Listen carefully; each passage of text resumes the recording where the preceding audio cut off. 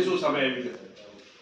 Cyber ક્રાઇમમાં એક બાતમી મળી હતી, જે બાતમીમાં એવું જાણવા મળ્યું હતું કે એક એપ્લિકેશન દ્વારા અહીંયા લોકલ લેવલ ઉપર જુગાર રમાડવામાં આવી રહ્યો છે, જેમાં તીરિયું જે છે, જે પત્તા ઉપર રમવામાં આવે છે, જે કેટ કહેવાય છે, એના ઉપર રમવામાં આવે છે. એનું લાઈવ સ્ટ્રીમિંગ કરીને એના ઉપર જુગાર રમવામાં આવે છે. એમાં પૈસા જે છે એ ઓનલાઈન ટ્રાન્ઝેક્શન્સ કરીને અને એમાં પૈસા લઈ શકે છે જે પણ આના જે રમવાવાળા લોકો છે. એ જેટલા પણ રમવાવાળા છે એને એક યુનિક આઈડી આપવામાં આવે છે, આઈડી અને પાસવર્ડ, અને એ આઈડી અને પાસવર્ડથી આ જુગાર રમવામાં આવે છે. આ જુગારના જે લોકો રમે છે એને બહુ જ સ્પેસિફિક ઇન્સ્ટ્રક્શન આપવામાં આવી હતી કે તમારે આ જે જુગાર છે એ કોઈ પણ બંધ મકાનની અંદર બેસીને રમવાનો છે, રોડ ઉપર કે કોઈ બીજી જગ્યાએ આ પ્રકારનો જુગાર રમવાનો નથી. કેમ કે આ લોકોની કન્ડિશન એવી હતી કે તમે બંધ મકાનની અંદર જ બેસીને આ જુગાર રમો, જેથી એ લોકો પકડાય નહીં અને લોકોને ખબર ના પડે કે આ પ્રકારની એપ્લિકેશન લોકલ લેવલ ઉપર લાઈવ સ્ટ્રીમ થઈ રહી છે. આવી બાતમી હતી, જે બાતમીના આધારે અમે લોકોએ ટેકનિકલ એનાલિસિસ કર્યું અને ખાસ કરીને અમને એ પકડવાનું હતું કે આનું મેઇન સેન્ટર ક્યાં છે, ક્યાંથી લાઈવ સ્ટ્રીમ થાય છે, કેટલી જગ્યાથી લાઈવ સ્ટ્રીમ થાય છે અને એમાં કેટલા લોકો ઇન્વોલ્વ છે. એટલે અમે લોકોએ ટીમ બનાવી, એમાં 2 ઇન્સ્પેક્ટર અને 7 પોલીસ સબ ઇન્સ્પેક્ટર અને માણસો સાથે અમે લોકોએ ટેકનિકલી આઈડેન્ટિફાઈ કર્યા કે કયા સ્પોટ ઉપર આ લાઈવ સ્ટ્રીમ થાય છે, જેમાં વાડજ, દુધેશ્વર, શાહપુર, દરિયાપુર, મણિનગર, શાહીબાગ આવી જગ્યાઓ ઉપરથી ઇન્ટરનેટનો જે બ્રોડબેન્ડ છે એનો યુઝ કરીને આ લોકો લાઈવ સ્ટ્રીમ કરતા હતા અને એનો ઉપર જુગાર રમાડતા હતા. આ જુગાર રમાડવા વાળા જેટલા મેઇન લોકો છે, આખી ગેંગની અમે લોકોએ એક સાથે ધરપકડ કરી છે, જેમાં ગેંગનો મુખ્ય જે આરોપી જે છે એ ઉસ્માન ગની છે, જે અગાઉ પણ આશરે 70 જેવા આ પ્રકારના જુગાર ધારામાં પકડાયેલો છે, જેના ઉપર રાઇટિંગ આર્મ્સ એક્ટના પણ કેસ છે. બીજો મેઇન આરોપી જે છે આમાં શમસુદ્દીન, જે થોડોક ટેકનિકલ જાણકાર છે, જે દરેક જગ્યા ઉપર લાઈવ સ્ટ્રીમ પ્રોપર થાય એનું ખાસ ધ્યાન રાખતો હતો.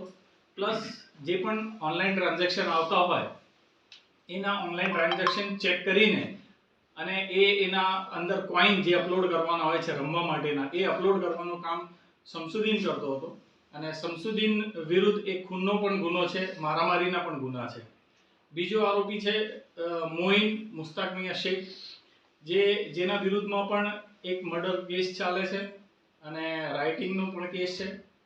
પછી એક આરોપીનું નામ છે સમીર અહેમદ અંસારી, જેના વિરુદ્ધમાં પણ એક મર્ડરનો કેસ છે અને આર્મ્સ એક્ટનો પણ કેસ છે.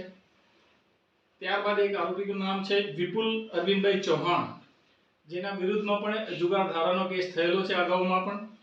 ત્યારબાદ રવિ ઉર્ફે મહાદેવ રાજેશ ચૌહાણ, જે આરોપીના વિરુદ્ધમાં પણ મારામારીના કેસ છે. આ તમામ અમદાવાદના જ રહેવાસી છે અને આ લોકો આખી ગેંગ મળીને આ લાઈવ સ્ટ્રીમ કરીને અને અમદાવાદ શહેરની અંદર જુગાર રમાડી રહ્યા હતા. અને આનું જે કંટ્રોલ પેનલ છે, જેને આ ડેવલપ કર્યું છે, આ પ્રકારનું જે સોફ્ટવેર જે છે, જેનું નામ છે જેનિસિસ ગેમ નામની એપ્લિકેશન આ લોકો જે પણ રમવાવાળા છે એ લોકોના મોબાઈલમાં સ્પેસિફિકલી ડાઉનલોડ કરાવતા હતા. અને એમાં કોઈન્સ જે પણ પૈસા તમારે રમવું હોય એમાં 500 રૂપિયા, 1000 રૂપિયાનું રિચાર્જ કરીએ તો એ જે પણ એકાઉન્ટ હોય છે એ એકાઉન્ટની અંદર એ પૈસા અપલોડ થઈ જતા હતા અને એટલા રૂપિયાનો આ લોકો જુગાર રમી શકતા હતા. આ જે આરોપી છે જે પકડાયા છે એ લોકો કેટલા રૂપિયા મળતા હતા આ લોકોને, મતલબ કઈ રીતે લોકોનું થતું કમિશન? આ લોકો અંદર બહારનું કમિશન, એટલે આ લોકોને રમવાનું જે પેટર્ન છે તીર્યું છે, જે રીતના એ લોકોની પેટર્ન એવી છે કે જેટલા પૈસા એ લોકોએ રમાડ્યા હોય એમાં એ લોકો જીતી શકે છે ને કે હારી શકે છે. એટલે સપોઝ 500 રૂપિયા એમને લગાડ્યા હોય તો જીત્યા હોય તો સીધા ડબલ એમને 1000 રૂપિયા મળતા હતા, અને જો હારી જાય તો એ 500 રૂપિયા આ લોકોના એકાઉન્ટમાં, જે રમાડવા વાળા છે એ લોકોના એકાઉન્ટમાં આવી જતા હતા. આ એપ્લિકેશન કોણે અને ક્યારે બનાવી છે અને આવો વિચાર એને કેમ આવ્યો? આ જે એનો મુખ્ય આરોપી જે છે ઉસ્માન ગની, એ બહુ જ જૂના ટાઈમથી આ પ્રકારની પ્રક્રિયા કરી રહ્યો છે, જુગાર રમાડતો હતો. પણ હવે દરેક જગ્યાઓ ઉપર આ પ્રકારે રેડ થાય છે અને એક સાથે આટલા બધા લોકોને બેસાડવાની કોઈ સુવિધા કે આવા પ્રકારની કોઈ સિચ્યુએશન ઊભી થાય એનાથી તરત પોલીસને પણ જાણકારી મળે છે. એટલા માટે આ લોકોએ એક નવું સંશોધન કર્યું કે અમે લોકો ઓનલાઈન આ જ બેસિક જે જુગાડ છે એને ઓનલાઈન બનાવી દઈએ, અને એ પ્રમાણેની આની ઉસ્માન ગનીને વિચાર આવ્યો, જેનાથી એને ડેવલપર્સના કોન્ટેક્ટ કર્યા હતા, જેમાં એક સુરતનો ડેવલપર છે, એક અમદાવાદનો ડેવલપર છે. અમે લોકો આઈડેન્ટિફાઈ કરી લીધા છે ડેવલપર્સને, અમે લોકો શોધી રહ્યા છે અને એ પણ પકડાઈ જશે. જે લોકોએ આના કહેવાથી આ પ્રકારની એક એપ્લિકેશન બનાવી અને જેની અંદર આ પ્રકારની ફેસિલિટી કરવામાં આવી કે તમે જે જુગાર રમાડે છે એને તમે લાઈવ સ્ટ્રીમ કરી શકો છો અને કન્ટિન્યુ એ લોકો રમતા રહે છે, અને જેને જુગાર રમવાનો હશે એ લોકો એ આઈડીથી એન્ટ્રી કરીને અને જેટલા પૈસાનો રિચાર્જ કરશે એટલા રૂપિયાનો એ લોકો અંદર એપ્લિકેશનની અંદર જઈને જુગાર રમી શકે. કેટલા લોકો જોડાયેલા છે જુગારમાં અંદર રમવા માટે એપ્લિકેશન થકી એવું કાંઈ? હાલમાં અમારી પાસે જે ડેટા છે જેમાં આશરે 200 થી વધારે લોકો આમાં ઇન્વોલ્વ છે.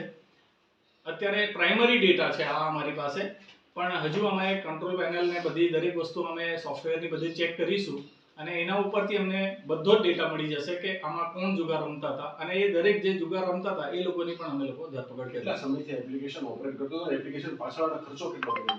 આ એપ્લિકેશન એ લોકોએ લગભગ આશરે 8-9 મહિનાથી ચલાવી રહ્યા છે આ લોકો, અને હાલમાં જ એ લોકોએ નવી પણ એક એપ્લિકેશન બનાવી છે, અને આ એપ્લિકેશન બનાવવા પાછળનો ખર્ચ આ લોકો 2.5 લાખ રૂપિયાથી 5 લાખ રૂપિયા 2 લાખ રૂપિયાથી 5 લાખ રૂપિયા સુધીની ખર્ચો આપતા હતા. પહેલા જે પ્રાઇમરી એપ્લિકેશન રેડી થઈ જાય એના પૈસા છે, અને પછી એ એપ્લિકેશનને કન્ટિન્યુ રાખવા માટે એ લોકો દર મહિને 25,000-50,000 રૂપિયા ચાર્જ કરતા.